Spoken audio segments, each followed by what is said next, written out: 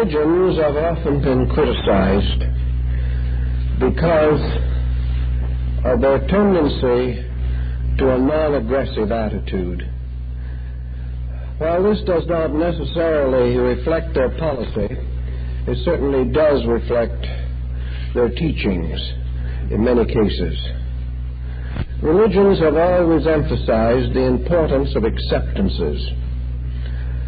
In the older theological systems, the will of God was regarded as final authority. Man could not go against this, and although he might sometimes rebel inwardly against the conditions that arose in his life, he could only accept whatever heaven sent. The Chinese had their own adage bearing upon this, in which they expressed the concept that heaven bestows and man receives. What man receives, he must take. What heaven wills, he must do. Actually, there is a certain rather valuable psychological principle involved in this concept. We have to recognize that most rebellion is essentially meaningless. It is merely an emotional outburst, an intensity, an anger, a resentment, some form of opposition arising in man, causing him to have a very negative reaction to the things that occur around him. If the individual has been trained from early life to certain disciplines of acceptance, there is no doubt that his worldly affairs will go more pleasantly for him. In the first place, religion has a tendency to blunt rebellion at its very source. The person finds no advantage in attempting to resist the will of heaven, whatever this may demand.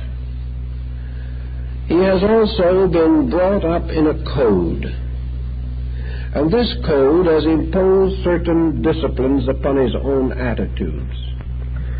If he is devout, he has been trained not to hate. If he is sincere, he has been indoctrinated with certain standards of honesty. If he considers himself an upright citizen in the face of heaven and earth, he maintains his honor, protecting it to the very best of his ability. Thus, he has a tendency to defend himself against temptation, even as the temptation itself arises. He does not wait until it has taken a firm hold upon him. I know I have talked to a great many very devout individuals. Some of them perhaps were a little narrow-minded, a little bigoted, but one quality was rather clearly indicated. What their credo taught, they obeyed. If their doctrine told them that they should not cheat, they did not cheat. Nor did they have a great struggle with themselves to decide where the advantage of dishonesty might lie. They did not allow a long pattern of negative factors to take hold of them, to gradually indoctrinate the individual with arrogance or sophistication or open antagonism. I know that in the old days, when life was not as pleasant perhaps as it is now, many individuals guided their entire span of earthly life by a code, by a simple belief. They held to this as firmly as they could. They made mistakes, that is obvious. But all in all, they did save themselves a tremendous amount of misery. I know in the community where I lived, one rather kindly, placid-faced old lady, was more or less a tradition even while she was alive. Her face was without any of the marks of tension which we observe so often now. She was regarded as a good woman. Good because she had a simple code and a simple creed, and she lived it. Her code taught her to be charitable, so she shared her goods with others. Her code taught her to be humble, so she carefully avoided the pitfalls of pride. Her code told her to live simply, and she followed it to the letter. She refrained from many luxuries that others enjoyed because her creed did not approve of luxuries. And when difficulties arose, she retired quietly into prayer, asking for strength and understanding and insight. And then whatever happened was the will of God. And she accepted it, with tears sometimes, but with a deep inner belief that what happened was right. Now, it is obvious that this type of defense mechanism, if you want to call it that, does have a tendency to simplify and direct living. In Eastern philosophy, in Buddhism, for example, Buddha himself made a strong point of the importance of watching the pressures that arise within us. At the first sign of some undesirable characteristic, we must transmute this. We must never allow small evils to grow up and become great evils. We must never allow a tendency to finally take such hold upon us that we can no longer control it.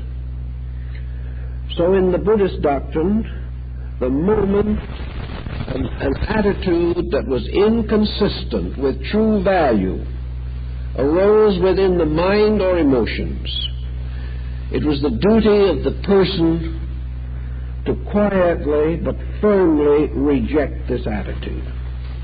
Build nothing upon it. Allow it no place in his life, and turn from it, even while the first pressures were forming within himself. By this constant vigilance, the person never permitted himself to become habit-ridden. He never allowed antagonisms or hatreds or jealousies to go on until they possessed him.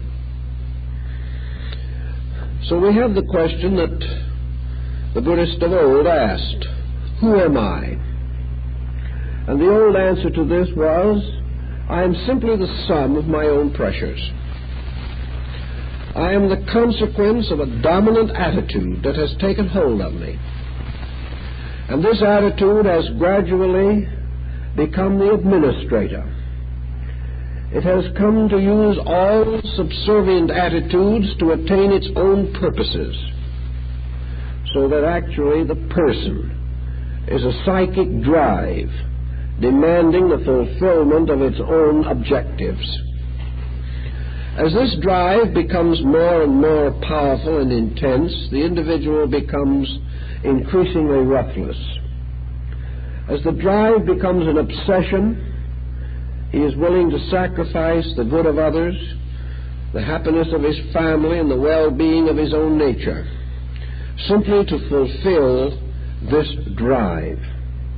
Some objective has become an obsession, and under this obsession, the quietudes, the acceptances are left behind, ignored, until at last the person becomes so set in his false opinions that even the most skillful therapist may have great difficulty in relieving him of the burden of attitudes which have gradually taken over all of his thinking and living. Against this, of course, must come the less strenuous, the less personal, the less egocentric qualities which we associate with acceptances. Let us look around us a little bit in life as we see it now to find out what is the difference between an acceptance and a negative attitude.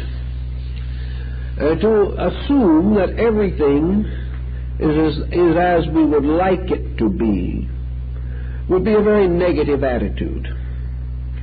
To accept everything as it is, as fully right or complete or acceptable finally, might also be a rather unfortunate conclusion.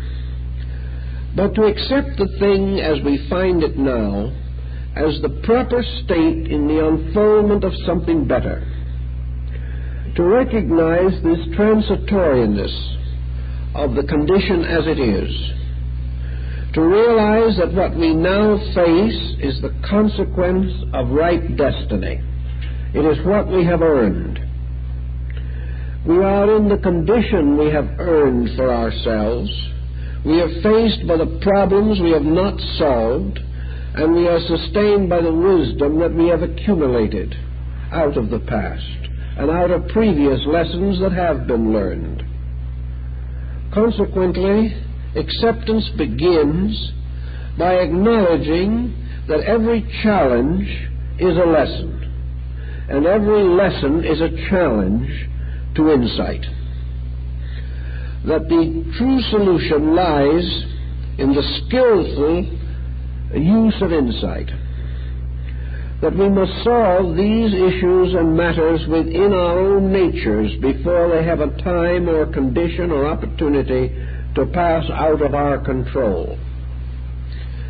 If, therefore, we find temper arising, we also know, if we are thoughtful persons, that we can control that temper.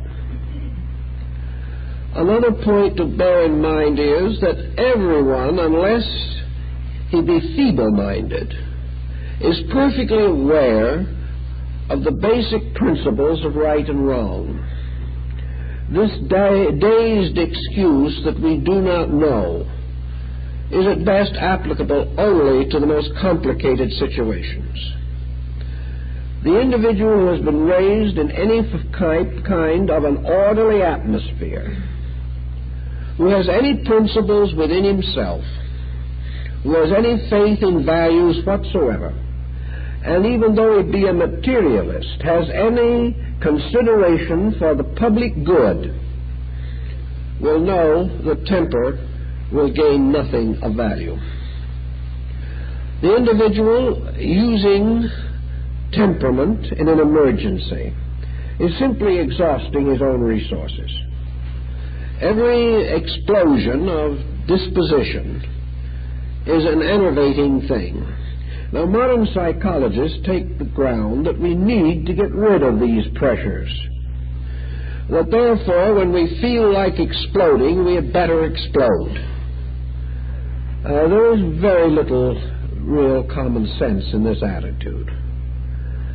And to try to treat with psychotherapy the perpetual exploder is an almost useless task. Actually, we can liken the pressure of temperament to the pressure of steam in a boiler. Certainly, there is a safety valve on this boiler. And we can, under certain conditions, open this valve and let off steam. We then close the valve, go back to some other occupation, and a little later we must come back, open the valve again, and let off more steam. The reason being that all the time steam is being generated by the fire under the boiler. If you want to prevent this steam pressure from rising beyond a reasonable degree, you have got to lower the fire under the boiler. You have nothing to gain by constantly letting off steam and then creating more. The idea that we will finally get rid of all the steam and settle down to be quiet people is more or less ridiculous. The only reason we do not realize how foolish this attitude is that somewhere along the individual drops dead letting off steam, so we never know what he might have done had he exhausted all of it. It exhausts him first. It is obvious then that the attitude of acceptances is reducing the pressure behind the personality. Therefore, the personality will not build up pressure. It will not build up this steam which must be constantly released by some artificial procedure. If we do not build up tension, we will not need to take sedation to control tension. We will not find it necessary to block intensities by various bromides if we do not create the tension. All tensions have a destructive effect finally upon some part of our compound natures. They damage structure. They impair function. They establish the bases for physical and nervous and emotional ailments. They make us sick, slowly but surely. Now, some insist that this is true, but only to the degree where these tensions and pressures are, we will say, not justified. We always like to hold the attitude that we have the right to be righteously indignant. And there are certainly cases where an individual has a tremendous provocation for being angry. There is no doubt that when we have been bitterly imposed upon, deceived, or injured, where it is obvious that others have victimized us knowingly and intentionally, we look rather helplessly about and say, are we supposed to take this? Are we supposed to be happy, lovable creatures in the presence of very serious wrongs that have been done to us? Is it not perfectly justifiable for us to finally turn and injure the person who has injured us? It is only justice. He has had his day, and now it is our turn to have ours. He has hurt us without consideration. Why should we consider him? He has cheated us. Why should we not cheat him? And with situations as they are, why not cheat him before he has a chance to cheat us? Always assuming that in this particular kind of life that we know, the rule is to impose upon the other person first. Actually, nature recognizes no difference between righteous and unrighteous indignation, inasmuch as it recognizes no difference between processes or situations or trends which are essentially the same in principle and are only subject to different interpretations. Our blood pressure is not any improved because our indignation is righteous. The damage we do to ourselves is not less because we justify it. Whenever we permit our emotions or our attitudes to become destructive, we are hurting ourselves regardless of the motivations. This is undoubtedly one of the reasons why we find the strong emphasis in the New Testament on the problem of forgiving the adversary. If we do good to those who do good to us, what merit or credit have we? For so do the scribes and Pharisees. If we, therefore, are injured and turn about and injure the person who hurt us, we have only joined our natures with those of millions of other ignorant people who are not aware that their course of procedure is going to lead to further misery for themselves. In the law of causality, the evil that has been done by another returns to him.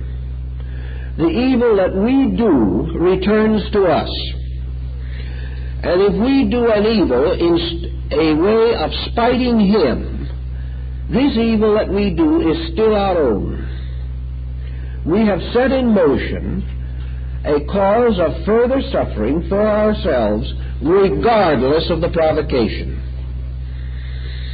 The provocation does not change the reaction of the situation. Nature does not wish anyone to injure anything. And no amount of injury by one justifies injury by another. It is obvious that this is a very difficult policy to maintain. It seems that almost instinctively we rise against an injury. We believe subconsciously in the old idea of an eye for an eye and a tooth for a tooth. And when someone hits us, we want to strike back. And because we have been hit, and because we have struck back, and this has been the policy of mankind since the beginning of history, this is the reason why we have nuclear fission today.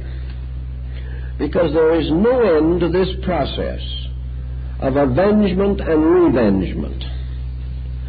And today we are hearing people talking of ills done 300 years ago that must be righted, of mistakes that were made 500 years ago that must be paid for, and wrong notions that have been carried since the dawn of society, which must bring their harvest of immediate pain and suffering.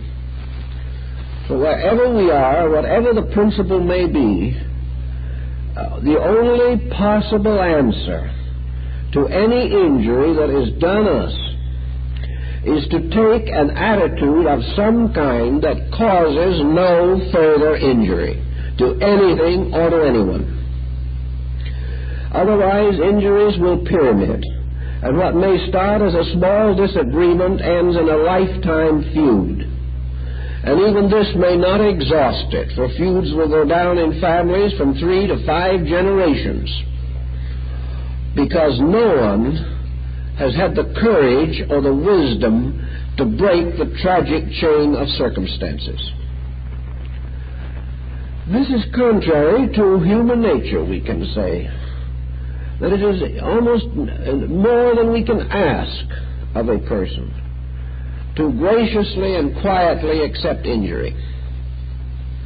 Yet this is the only way we can outwit the cycle of causality. This further brings to mind another very solid philosophic principle. When injured, instead of turning against the other person, turn into ourselves and ask the question, why? Instead of assuming that the injury is completely the responsibility of the person who perhaps became its principal catalyzing agent, let us see just how and why this injury came about. One of the most common causes of injury is some injustice of our own, which has awakened a negative reaction in someone else. The individual who by nature is just, who by consciousness is kind, and who by thought is intelligent, and who by emotion is constructive, such an individual is not nearly so likely to be injured. First, he does not open himself to injury. He is not thoughtless or careless, nor does he set up causes in himself which others will naturally resent. Nearly always, injuries arise from a mutual situation of some kind. In the defense of our own attitudes, we are disrespectful or inconsiderate of other people, and they turn on us. Perhaps one reason that we are proverbially injured is because we have lowered our defenses in the hope that we would injure someone else first. This takes us back to principles of Western boxing and Eastern judo. Whenever we are off balance, whenever we are reaching out to impose upon someone else, we are vulnerable. This other person can, so to say, beat us to the punch. And this happens a great many times. If we are trying to make an unreasonable profit, we will stand to take an unreasonable loss. If we are selfish, indifferent to the rights of others, we open ourselves to their antagonisms. And wherever we get into trouble, wherever we are the victim of something, to what degree have we contributed to the delinquencies of the other persons? This can be a very sobering line of research, and can frequently prove to us that either through carelessness or indifference or selfishness or egotism or simple blindness, we have laid the foundation for the trouble that has come to us. Thus, it is not usually true that a noble, wonderful, thoughtless person is bitterly used. It is nearly always true that we are contributing in varying degrees, all of us, to a pattern of discomforts, a pattern of misunderstandings. I know we have had a good many cases recently of interreligious marriages that have pointed out some of these problems. Young soldier stationed in a foreign country has come home with a foreign bride. His family is terribly upset. They have never stopped to consider that the fair thing to do would be to wait and see what kind of a person their son has married. But because this girl happened to come from the Balkans or from the Near East or the Far East, no other consideration prevailed. It was simply a matter of extraordinary prejudice. When the girl arrived, she may have been also under a great deal of tension. She had subconsciously perhaps some realization that she might not be accepted. Perhaps her husband has pointed out this danger to her. She comes not at her best, but inclined to be reticent and defensive. This is immediately misinterpreted by persons who wanted to misinterpret it. They are just as reticent as she is, but their reticence is a noble doubt. Hers an unreasonable one. So these persons come together with a built-in danger of further trouble. Everything that happens will be interpreted in the worst possible way, because the parents have only one basic motive. They want to break up the marriage. Now, these parents will be very indignant and very hurt if, for instance, the young wife turns on them someday and gives them a piece of her mind. To them, their motives are above question. Their ideals cannot be doubted. They are only trying to save their boy from a terrible catastrophe, according to their thinking. When in reality, as some cases have proven, they are leading their boy into the greatest tragedy of his life. So the parents would not allow for a moment that their indignation was unrighteous. They were very righteous. They knew best. They were right about everything. They were right, except they were never for one moment honest. They were right, except they condemned without hearing. They were right because underneath all of their thinking was a conspiracy which was not right, and which had a wrong motive, perhaps without realization that it was wrong, but nevertheless a very cruel and destructive one. When people with this kind of subjective patterning are hurt, they are very terribly upset about it. They just cannot think things through to realize their own part in the pattern.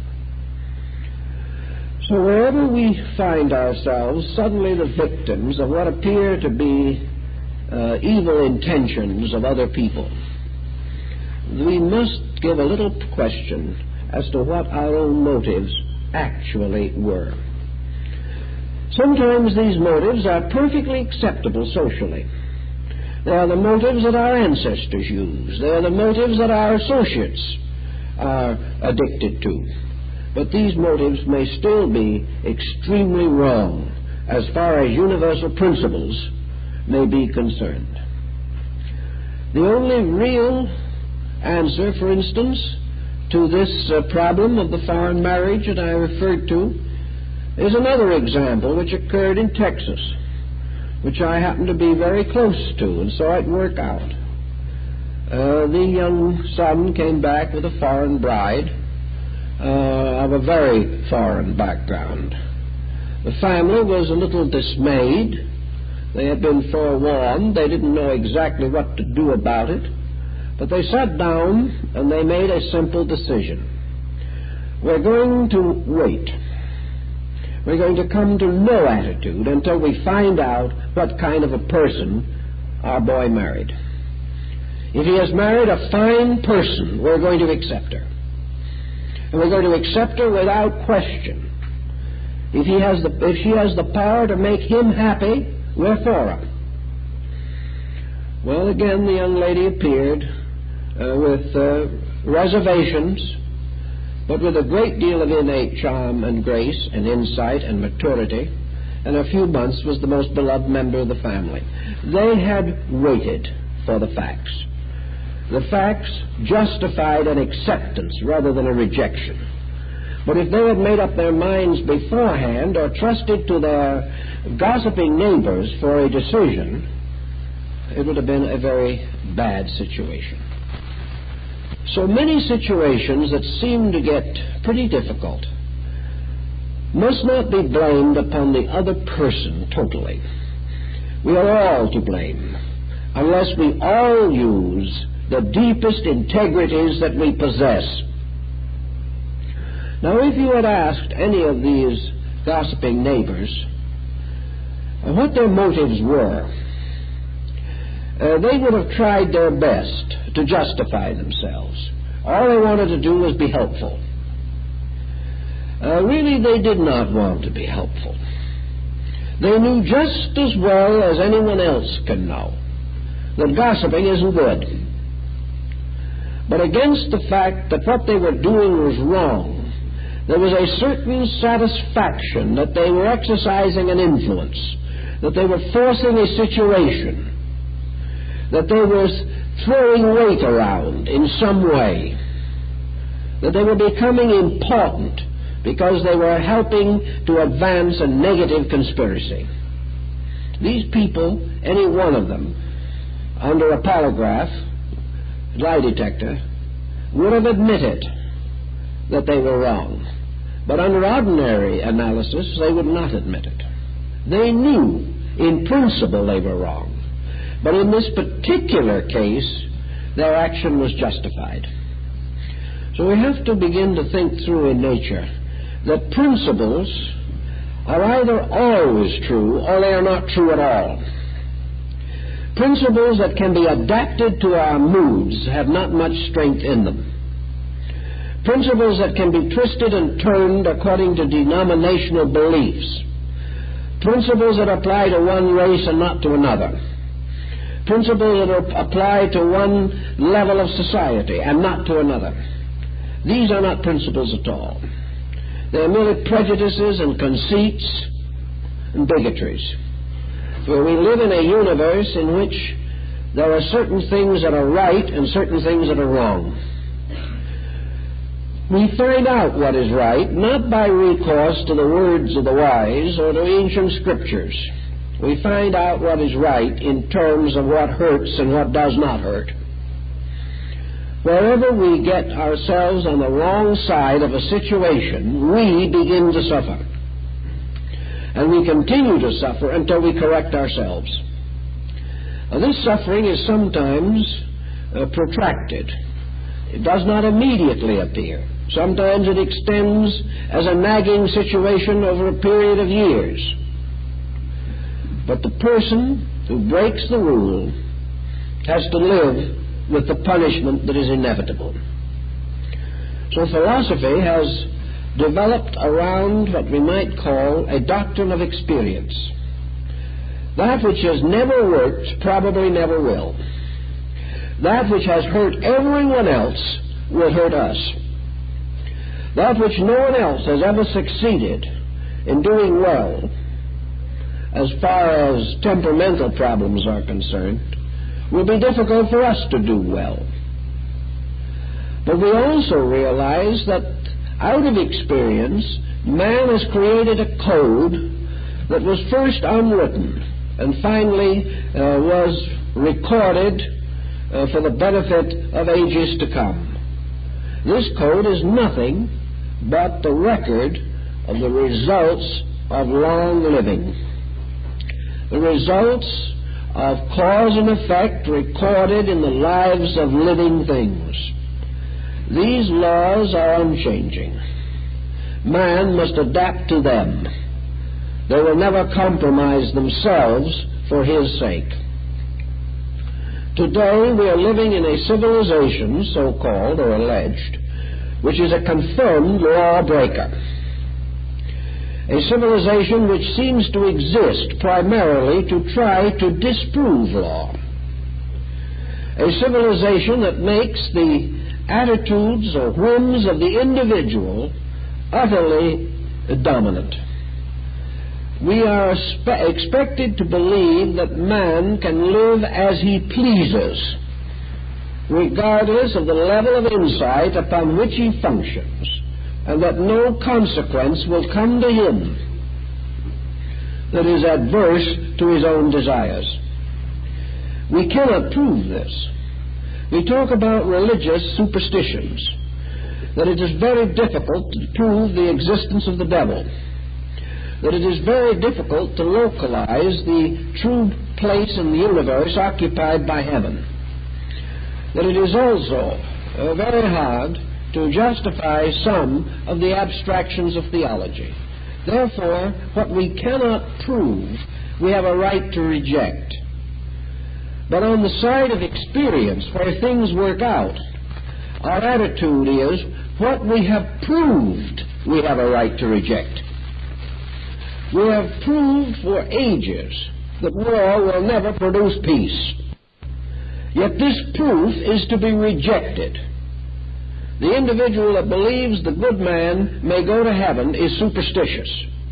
But the individual who believes that he can win a war and gain security and power for himself and his descendants by autocracy or dictatorship, this individual has a right to affirm that he is realistic, although he cannot prove anywhere, any time in history, where his kind have not come to a bad end.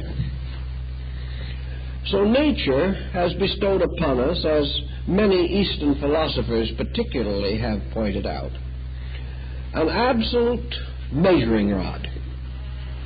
A measuring rod to determine the effects of conduct, and that we should be forever mindful of the evidence that accumulates, that this evidence cannot be gainsaid. It cannot be denied, contradicted, or disproven. It can only be hopefully ignored. Evidence tells us that if we want to be reasonable, if we want to think straight, if we want to plan intelligently, if we really have some desire for happiness, for security in life, for genuine friendship, for true and honest affection, if any of these are meaningful in any way, we must live in a manner that will make them possible. And if we do not live in this way, we will not have them, nor can any amount of bribery or chicanery attain them for us. No amount of rejection intellectually of that which is true or the effort to build up and prove that which is not true will have any effect whatsoever upon facts. We live in a universe of facts. If we abide by them, they will give us the results that we are entitled to. There is just no way of changing this pattern. And the simplest thing is to change ourselves into harmony with it. We all know that hasty judgment is apt to be bad. We all know that carelessness increases industrial accidents. We also realize that persons who are over-fatigued and drive a car are apt to have accidents. Furthermore, that an individual who has taken too much alcohol and gone out and driven a car is apt to kill himself and other people. He may insist on his right to drink, but whether he is right or wrong in his determination, he is still a menace to himself and others. His own attitudes on the matter have no bearing upon the reality. The reality is how much alcohol is there in his system. And if it is there, it is there. And no amount of platitude can change it. Everywhere, these facts have to be taken into consideration. Most people who make wrong decisions do so because they lack inner integration. Man has to possess a certain intuitive power in order to make successful judgments. This does not mean that he has to have some kind of metaphysical abilities, but it simply means that he must be able to use his faculties as nature intended him to. That he must have these faculties trained to a reasonable degree of efficiency. And that in all emergencies, his wisest course is to make full use of all of the available resources of his mental, emotional, and physical natures. A crisis simply is a demand upon everything that we are to meet the emergency that we face.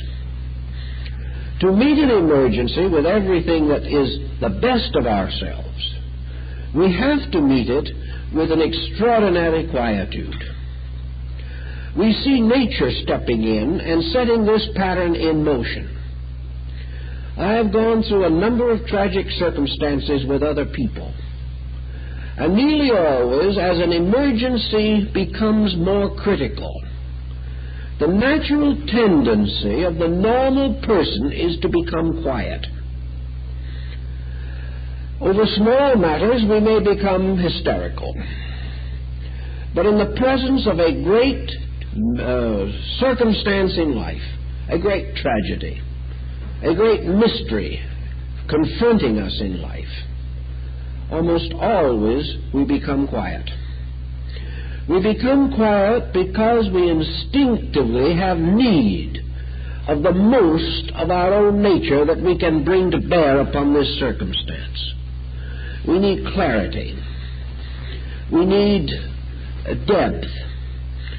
We need to use thought for solution, for comfort, for consolation, for inspiration, for acceptance.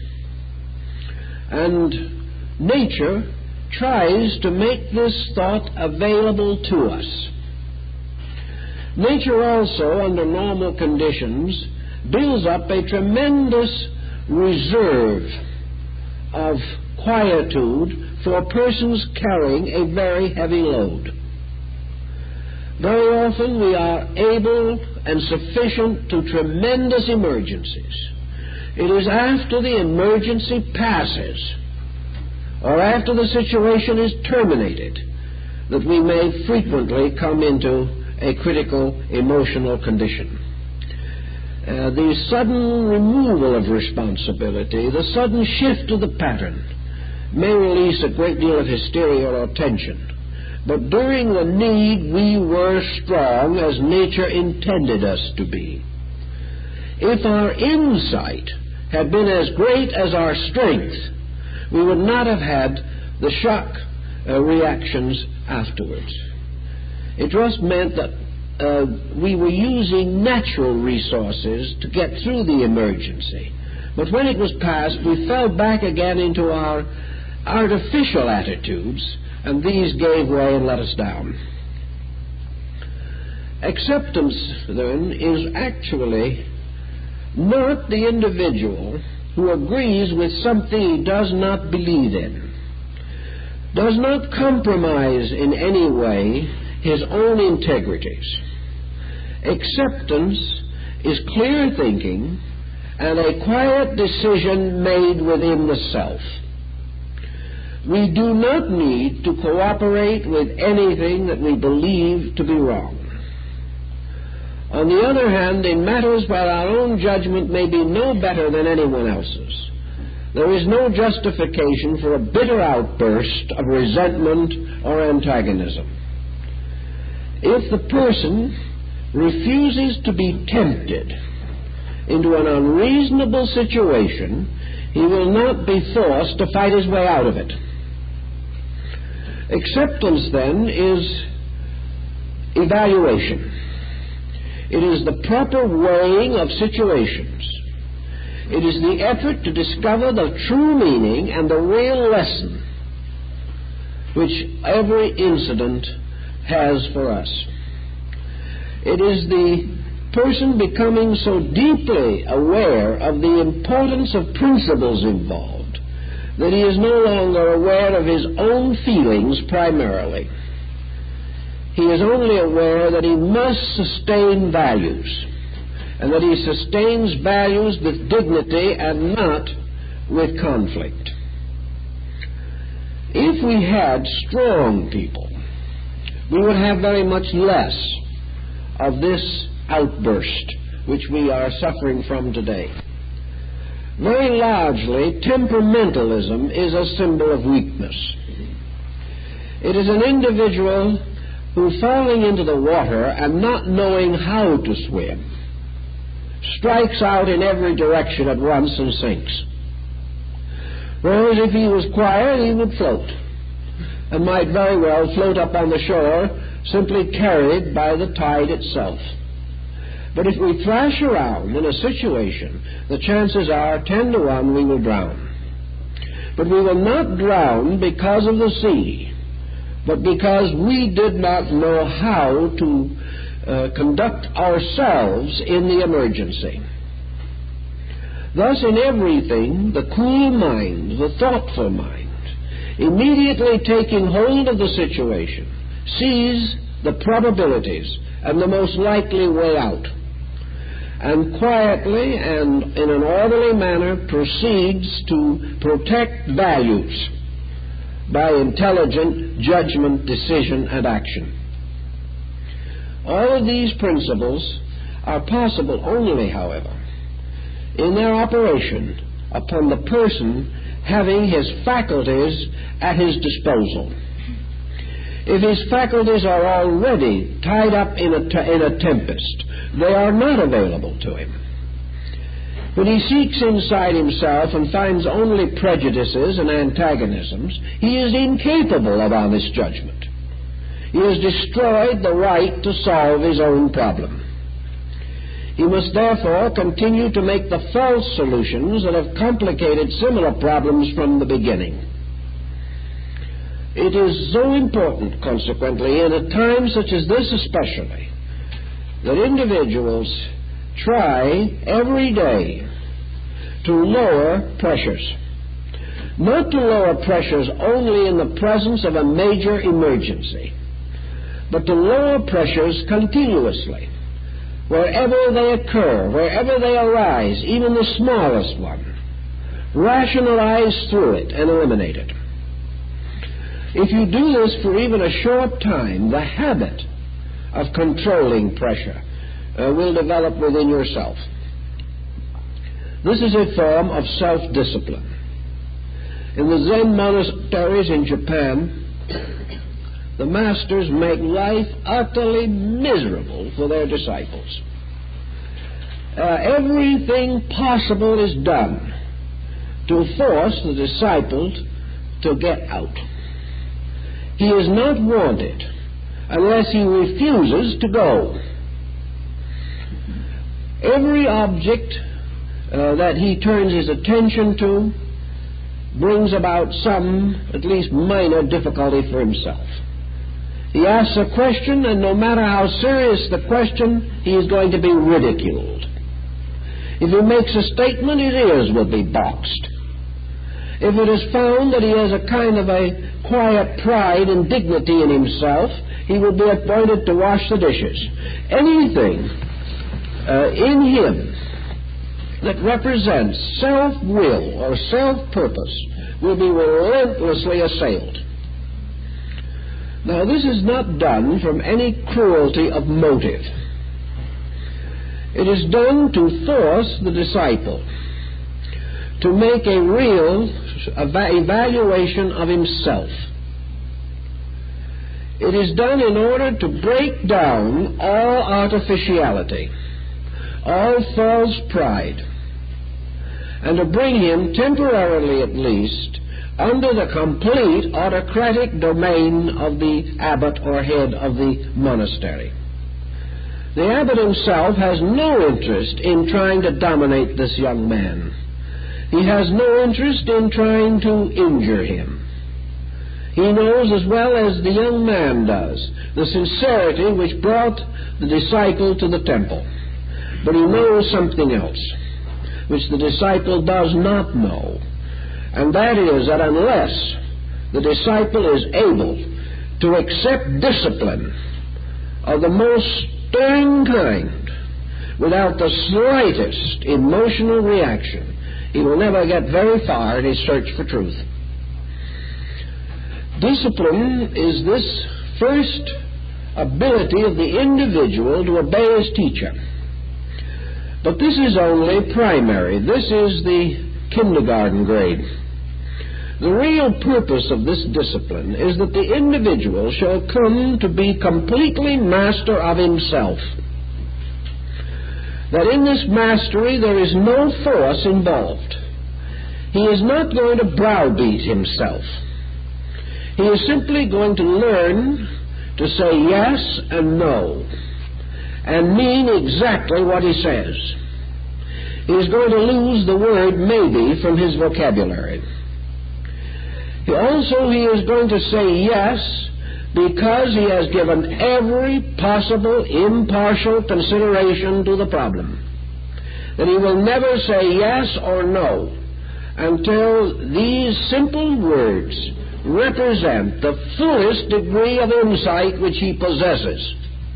There will never be a snap judgment. He will derive no judgment from the opinions of another.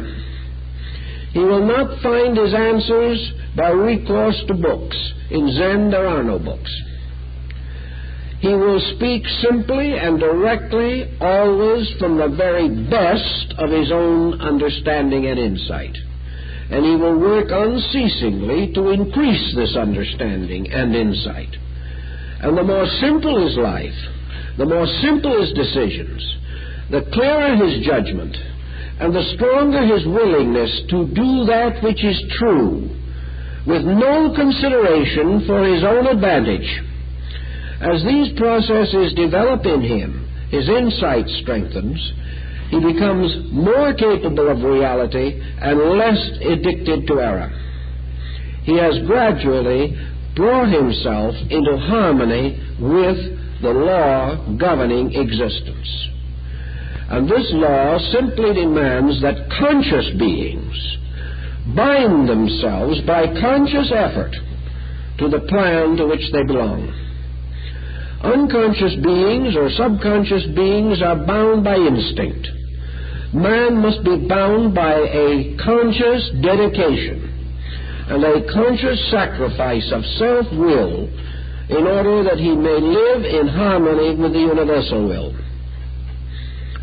Now, it might sound from all this that the end is a pretty dour one. Here an individual goes around psychologically muscle-bound for the rest of his life. He can only do the things that he believes to be right. He must question his every action and his every motive, And as one non-member of the sect pointed out, nearly everything that is right is unpleasant, and nearly everything that is pleasant is not right. Therefore, the end is misery. This is not true at all. This has actually no relationship except to the degree of the young novice who gains a hearty fear of his master and his switch, and who is constantly in terror of some kind of reproof. It is only after a considerable length of time, perhaps, that the novice gradually gains the great admiration for his teacher. There is the story of the young man who reverently and sedately and with all the formalities approached the master on several different occasions to ask questions, to discuss matters of importance, and to try to convey the impression that he was very serious. Each time the master physically kicked him out and said, "Don't come around here, I don't even know you. Who are you?" And the young novice went out very dejected, built up his ego a little bit, tried to get his self-pride back, went back, tried it again, got kicked out again. This continued until one day something happened in the garden of the monastery. A very wild, strange, wonderful flower blossomed. None had ever seen it before. And the young novice, absolutely possessed by the tremendousness of this flower, dashed unannounced into the master's presence and said, "Master, come and see this wonderful thing." He was all excited. He forgot himself. He forgot the master. All he could think of was the beauty of this flower. And the master embraced him most tenderly and says, "At last, I have met you. I have met the real you. I have met the thing that was not always playing parts, always dressed up, always so demure, always so artificially humble. Forget all this. Simply be yourself. But let yourself be always true, always gracious, always beautiful. Let it have this tremendous thrill at the beauty of this glorious flower." Thus, in the whole concept, there is no real frustration involved. There is no tremendous struggle against temptation, because the temptation simply doesn't exist there. The person suddenly comes into a universe of tremendously attractive things. A universe that, as far as he is concerned, is free of pain. He is aware of the pain of others and is dedicated by his obligations to help others in every way possible. But he is no longer suffering himself from any action of his own. He has compassion for others, pity for others, and a great desire, if necessary, to give his life for them. But it is all a natural acceptance of the right and privilege to sacrifice. The image she had created, because the person failed to live up to it. As soon as she began to realize that this person was not an image of herself, that it was not possible for this person to fulfill her expectations, but that this person could fulfill certain natural expectations and could grow, and being good-hearted would grow. In a little while the situation became greatly improved, and certain tensions let down, and a certain guidance which this man needed took the place of nagging, and things worked out very much better, and this man is going to become a very stable citizen. He's going to grow. But what was blocking the family was that the wife thought he already knew and was only stubborn. He did not really know. And so we have to watch these things, and only in quietude and in analysis can we discover some of them. if we brush along clinging to our own interpretations without thoughtfulness, demanding from others what we expect of them rather than what they can provide, we're going to be hurt. We're going to hurt them, and they're going to hurt us. If we gradually develop discrimination, however, we will not expect the unreasonable. We will understand why other people misunderstand us. That it is not merely that they want to hurt us, but that they are not equipped to take on the attitudes that we wish them to take on. Let us also then ask ourselves another question. Do we really know the value of the attitudes we want them to take on? Are we so completely right ourselves that they would be emancipated by becoming like us? Would the fact that they became cut-out copies of our own deportment assure their salvation and our eternal happiness? Usually no. In the first place, the individual who is trying to change others is usually in desperate need of change himself. The patterns which he regards as proper have produced very little for him except trouble. He values them not because they are right, but because they are his.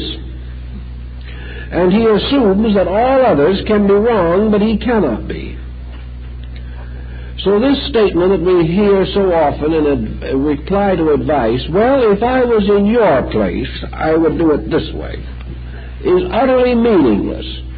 If the other person was in our place, he would do exactly as we have done, because the place created the situation. We have no reason to assume that anyone will be better by doing it our way, unless we can prove that our way has been astonishingly successful in matters of real value.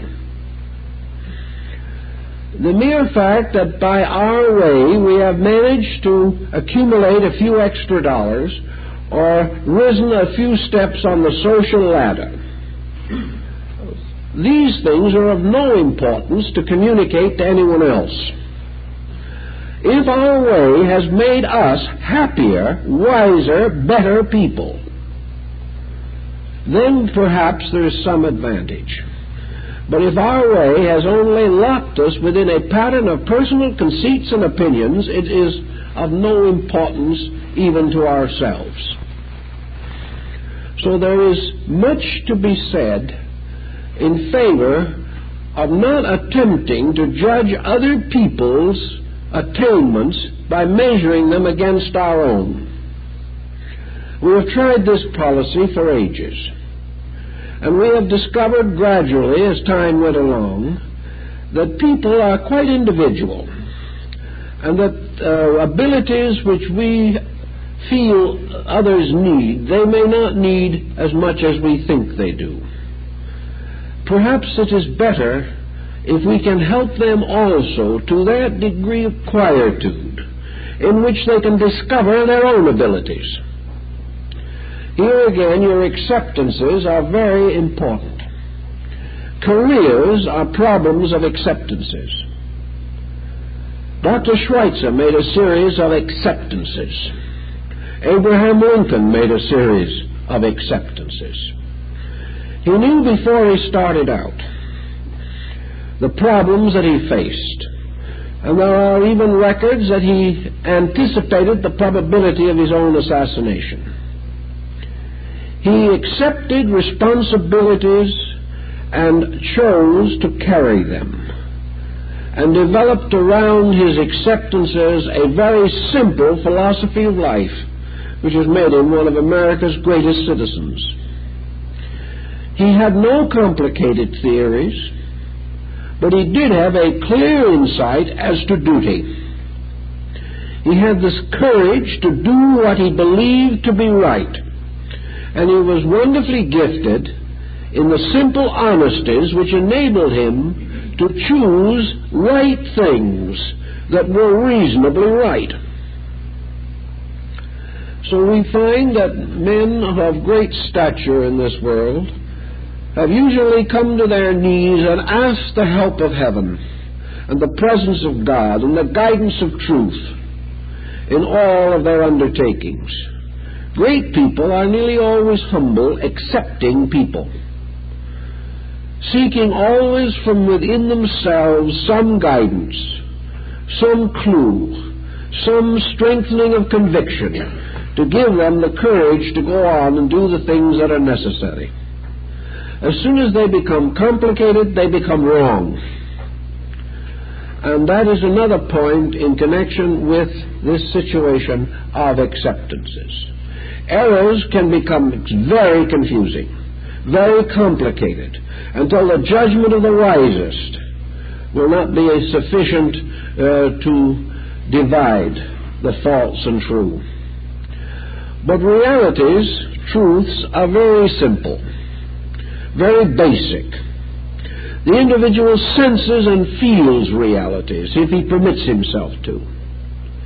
He knows by the reaction within himself what is good and what is not good. He gains a certain inner strength when he follows the truth as he knows it. He weakens himself the moment he departs from this conviction. The moment he knows that he compromises his own principles, he has weakened himself. He has lost respect for himself. He has lost faith in himself. Then he turns to all these outside sources of possible support and becomes completely lost in a maze of confusion and conflicting opinions. In philosophy and religion, then, the concept of the retreat was long ago developed. That every year a person should retire for a few days from the turmoil of things to the quietude of self-analysis, the quietude of communion with realities, with unworldliness, the moment that is spent in the presence of that which is truly significant. Today we are hardly able to see the world for the houses. We are hardly able to sense the divine universe because we are hopelessly tied up in subdivisions and building projects. To us today, the world is nothing but freeways, tying great centers of industry and commerce together.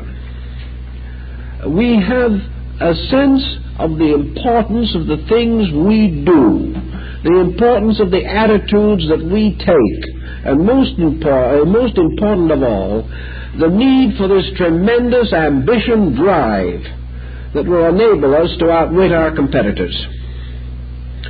We have to get away from this occasionally, because it is a false world, a completely false one. No matter how we try to prop it up, it is not going to stay in one piece.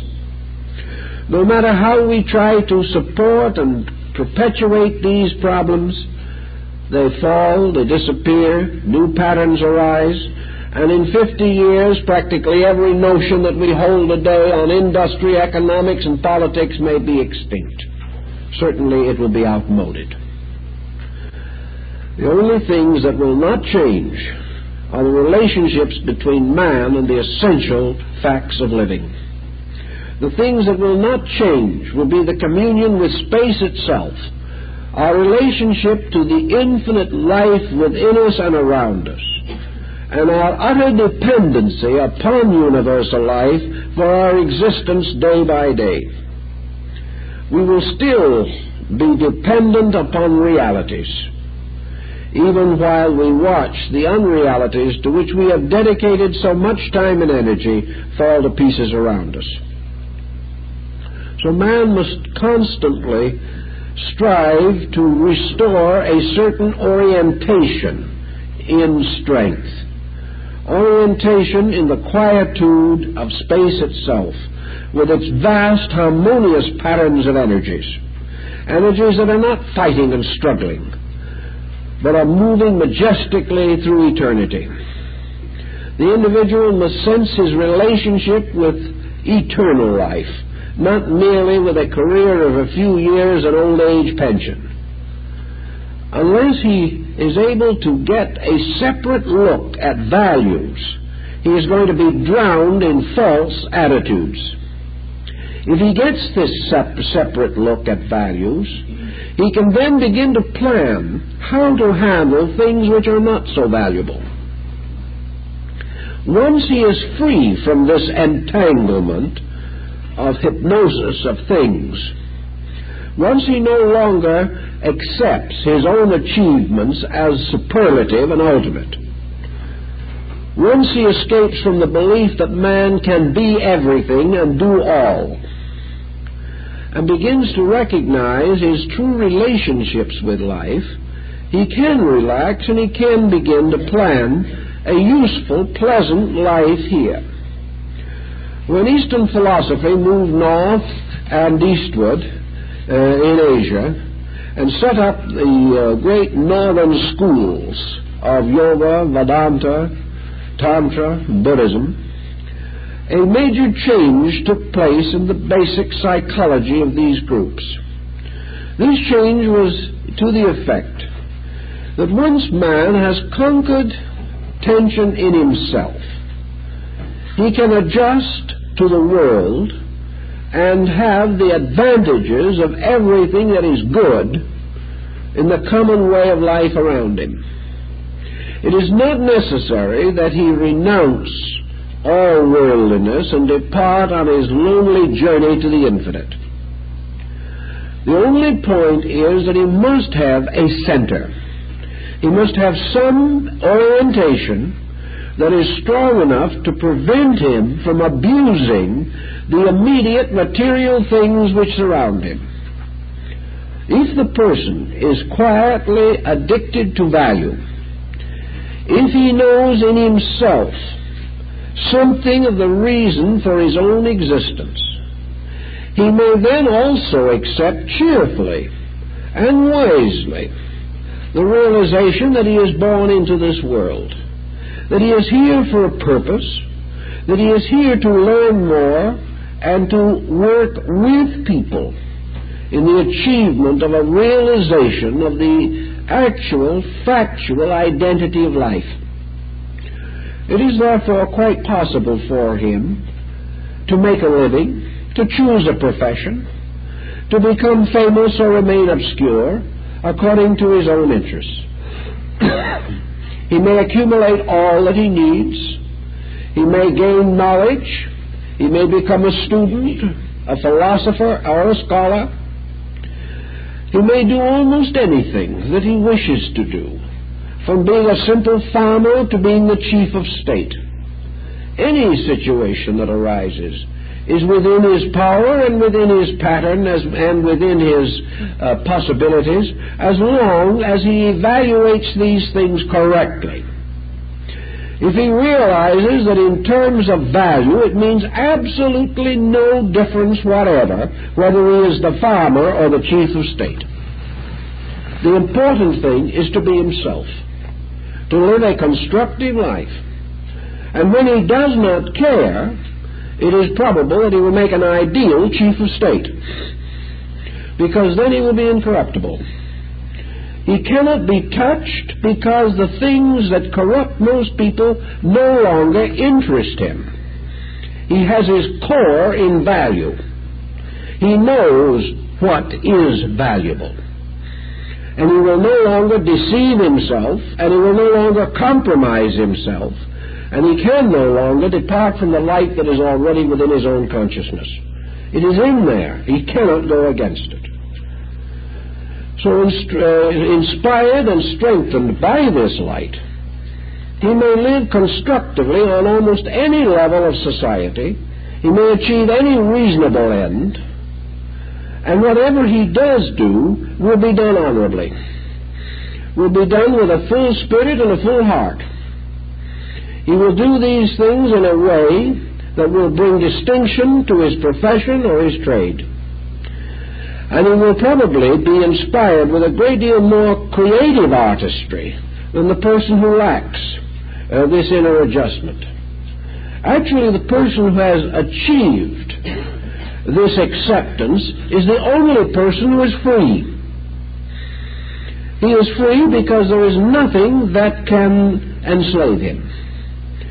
He has already thoroughly rationalized and intuitively understood through ambition. He has recognized the uselessness of selfishness, that it can produce nothing of value. He has lost all ability to fall back upon hate or jealousy in the justification of himself. He knows his own faults, he knows his own weaknesses, and that efforts to justify them are useless. In substance, he has become honest. And being honest, he is also in a prime relationship with life in terms of growth. Knowing what he does not know, he is open to learning. He knows exactly what he needs to know, and will never be obscured by sophistication and assume that he knows more than he does. The test of knowledge is to whether or not it will support him in his emergencies. If the knowledge doesn't work, it isn't knowledge. If the knowledge is only theory and cannot be applied to any particular situation, it is worthless. So the person is continually growing because he knows what he needs to achieve next. Having a completely honest estimation of himself, he can tell exactly the remedies for his own inadequacies. All of this is a very quiet procedure. There is no tendency to appear virtuous. There is no desire to put on airs, because they are recognized for their uselessness. Needless to say, such people are hard to injure. The most that we can possibly do is what the tyrant does: destroy their bodies. But these people cannot be destroyed as beings, because they will not compromise their principles. The death of the body is a minor situation that can be repaired. Nature has done it often. But the death of honor is a great disaster, very difficult to repair. The individual who compromises his integrities is far worse off than one who suffers martyrdom. So we have to recognize these basic values.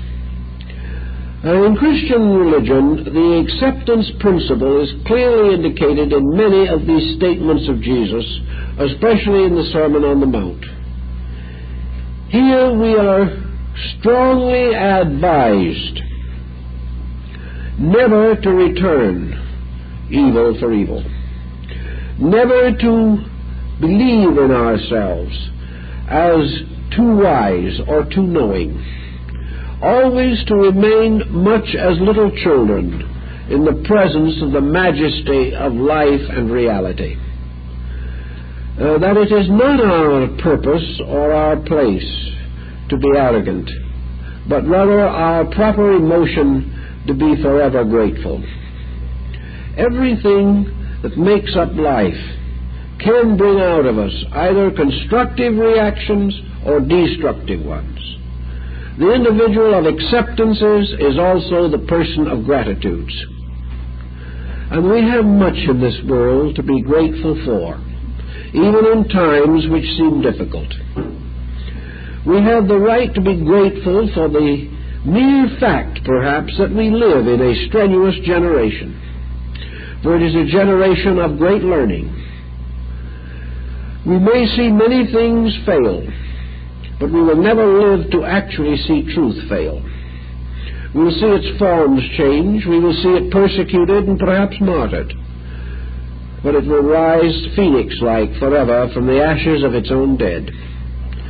Realities can never die, and non-realities can never be preserved. We see around us many inducements to turn thoughtfully to our own natures. We observe that never before have there been so many good reasons why we should think straight.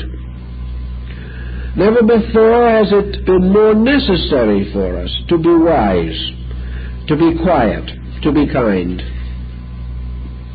Never before have there been so many demands upon our energies, upon our resources, and upon our strength. These demands require that we shall conserve our resources, that we shall save our energies, that we shall do nothing to uselessly waste any resource that we possess. There is every reason we should be sober and protect ourselves against all such escape mechanisms as alcohol, narcotics, and sedations. If we observe in our own natures that we are not adequate to these conditions and to these pressures, then our first and primary duty is to achieve adequacy. This is far more important than a new swimming pool. This is infinitely more necessary to us than a late model car. And adequacy means more to us in the universe than some passing advancement in our profession or business, which will add to our responsibilities and miseries unless we are big enough to carry these burdens with a right spirit. So no time at all is better than the moment to measure and estimate this term of adequacy in ourselves. Are we tired? Are we nervous, irritable, excited, depressed? Why? It is so easy to say that outside conditions are too much for us. But it is not quite so easy to say that we are too little for our own survival. Well, if man had tried desperately all through time to make a noble example of himself, if we knew that people were desperately striving, then we might say it's a terrible thing to have people live so well and have so many troubles.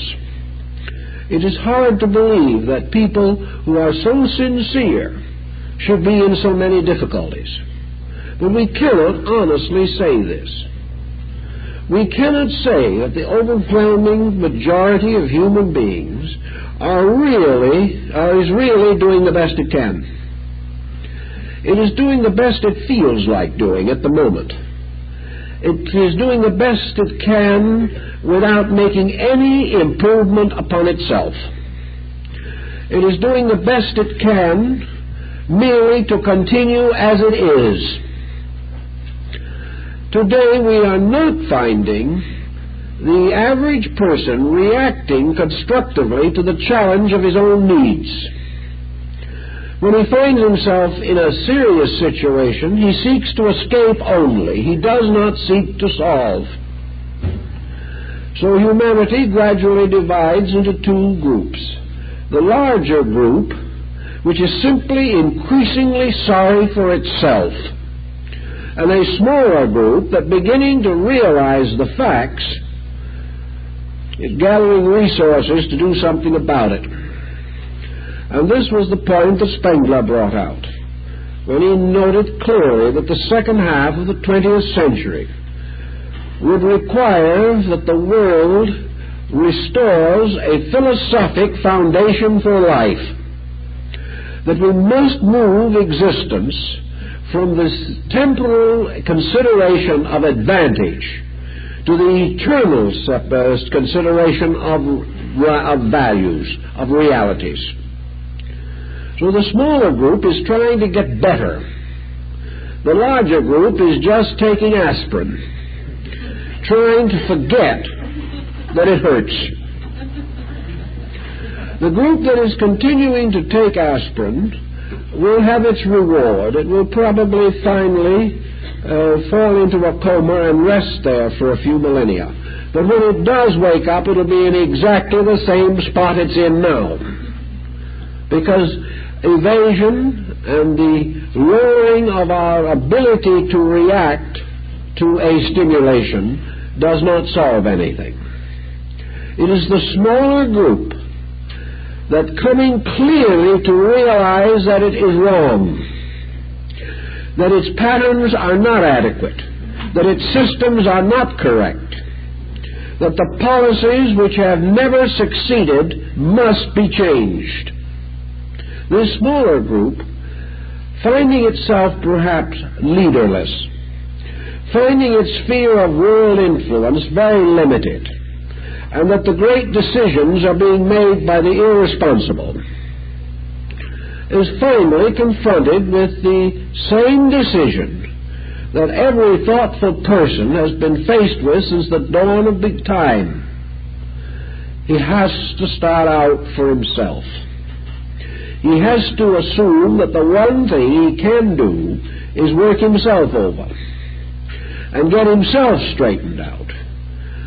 Because if he is successful in doing this, he will find a direction for his own efforts, and he will also be able to estimate the world condition without simply being angry. The world of the angry men is also totally worthless. If we have the values clearly set, we will be able to recognize integrities and be very grateful that the law does operate, even though it is not always to our satisfaction. The person seeking relief from tension has to make some decision.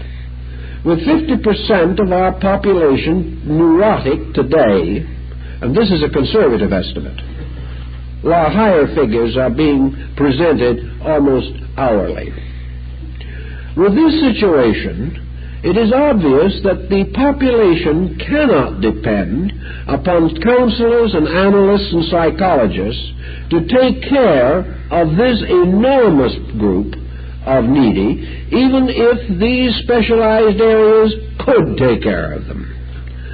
And with the exception of a few violent cases which have to have psychiatry, the success of treatment is still a very open matter.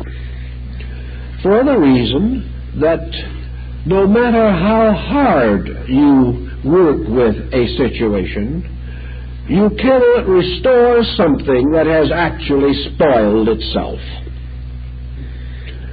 So the individual knows that psychotherapy is a long, expensive, and uncertain way of treatment, and at the end of it is likely to be only an adjustment to a situation which is itself wrong and will ultimately prove intolerable again. Some way, then, other methods of therapy have to be developed. Religious psychology has come forward in this, not so much, unfortunately, in terms of religion, as in the form of bringing counselors into churches. But religion does have this one great advantage. It has created codes or beliefs which it has implanted in the young. And while some of these may not be entirely desirable, some of these codes, certainly they recommend self-control. That there are standards of right that must be obeyed, and that the child begins to obey them in early life. Religion is the only group today that gives this basic instruction. It is not available in schools, and it is not usually available in homes. And even if it was available in homes, its influence is not sufficiently strong. Whereas if a religious group is well represented in a community and well respected, it has a considerable aura of influence over young people. So if this religious group starts in with the young child, teaching that child to love God and to be true to his fellow men, to be honest in his dealings, to be kind, to seek truthfulness, to be modest, to keep his virtues, and in all things to be mindful that he has a destiny in the future, a destiny in the universe which he must return to, bills that he must pay, and that his future depends upon his integrity now. If these things can be brought home to the young, we have the foundations of self-discipline.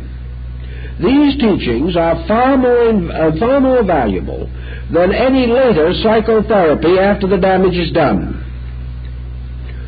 So we feel that it is very necessary to maintain this religious sphere of influence, a religious sphere that is not sectarian, that does not make membership in a particular church the outstanding virtue, but makes obedience to the laws of God and nature the great virtues.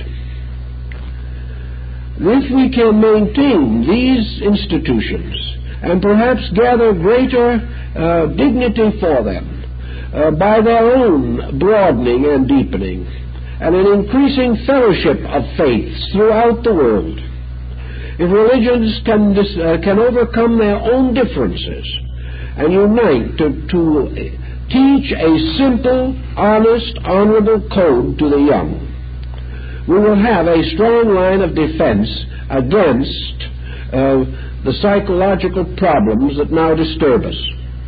Most persons who are in trouble today, psychologically, morally, ethically, and we might say culturally, are persons of inadequate background.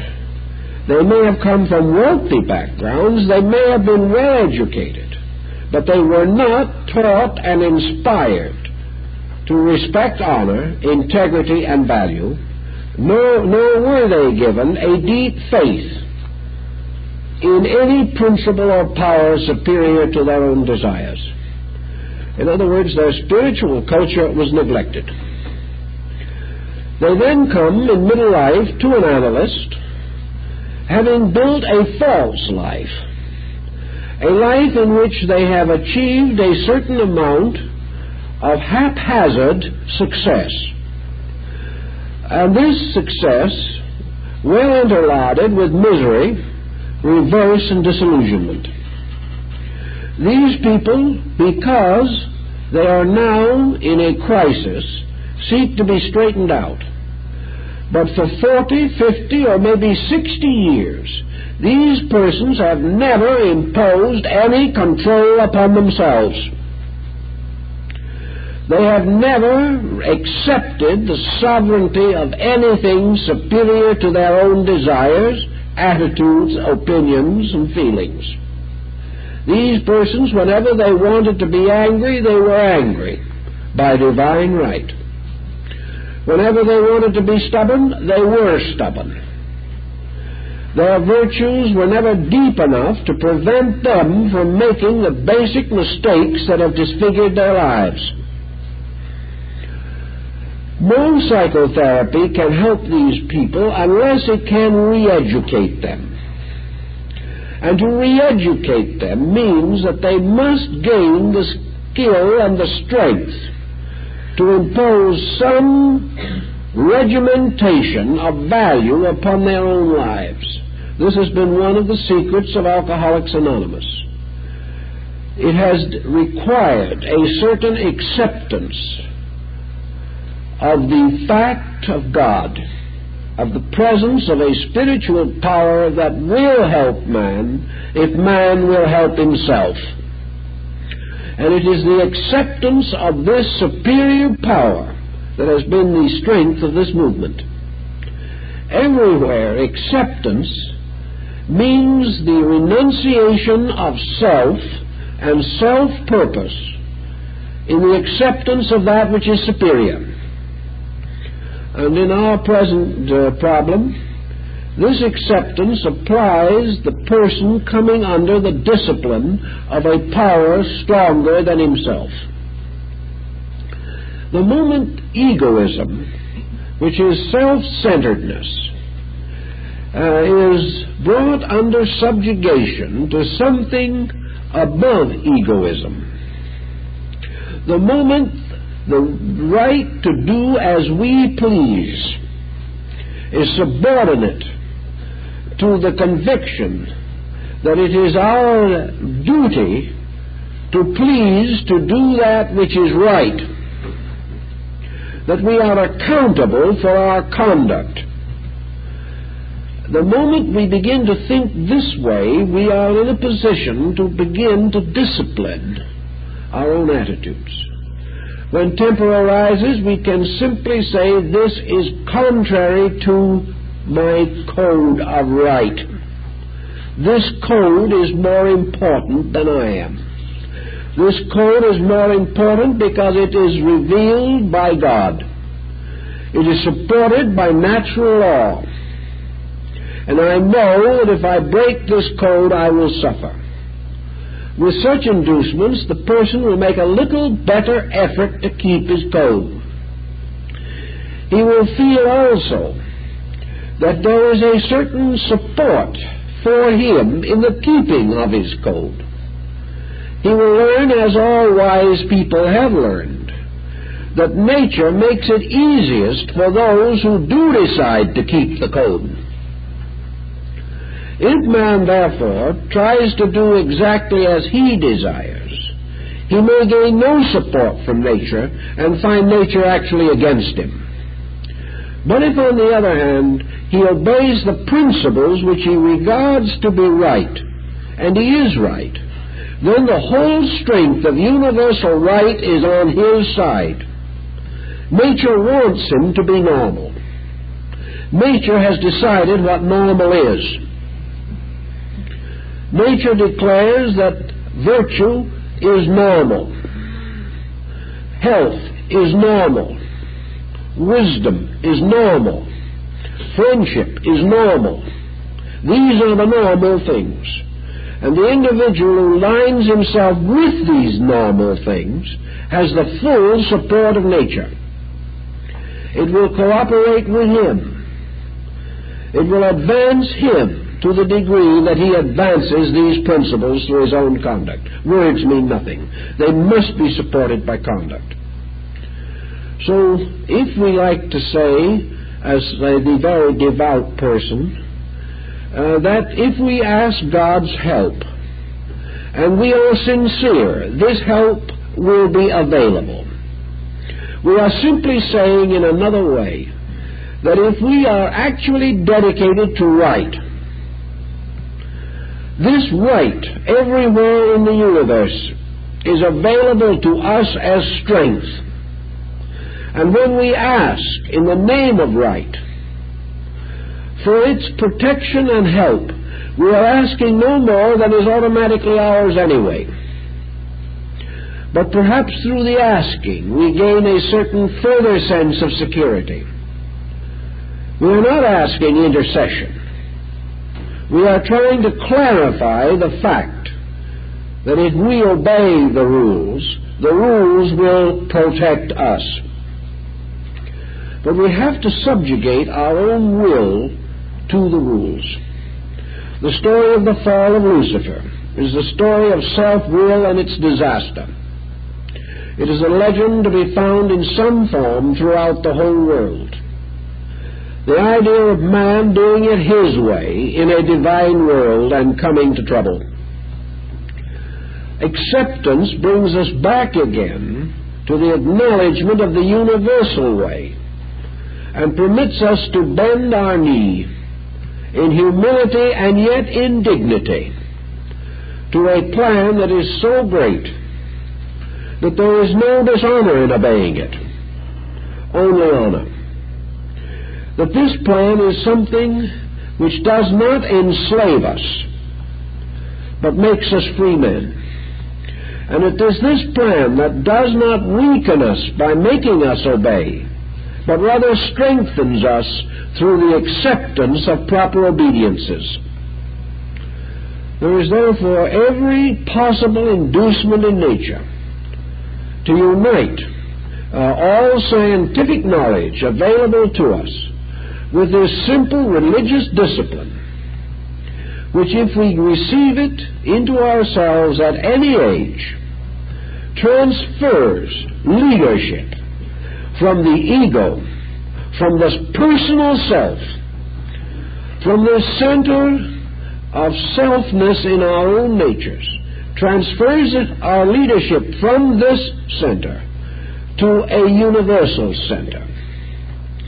So that instead of following our own opinions into chaos, we follow the will of the universe along the path of eternal growth and light.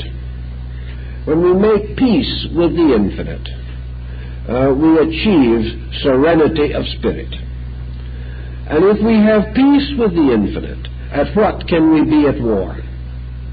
There is no other power that is real. So in this type of thinking, we recognize strong acceptances. The acceptances of brave people who bend the knee to truth, who will allow no tyrant to rule their lives, that will fall under no tyranny, but will accept without question the leadership of truth itself. For if it is true that brave men